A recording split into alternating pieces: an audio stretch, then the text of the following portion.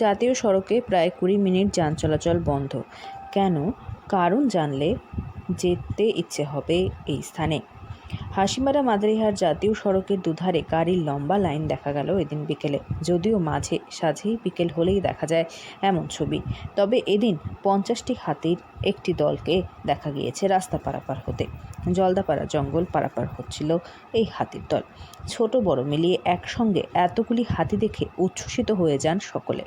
পর্যটক ছিলেন সে সময় এলাকাতেও। সকলেই মুঠোফোনে তুলে রাখেন হাতির দলের ছবি। টিকিট না কেটে এমন দৃশ্য দেখতে কে না চান। এই হাতির দল দাতালের। হাতির দল সড়ক পারাপার করে।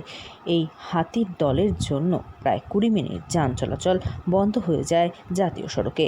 হাতির দল চলে যাবার পর যান চলাচল ফের স্বাভাবিক হয়। দেখে নেওয়া যাক সে দৃশ্য।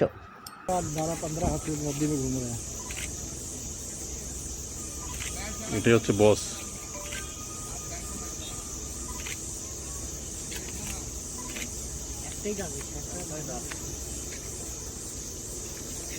আরো আছে নাকি? গাছটা নোট করতে গাছ নোট করতে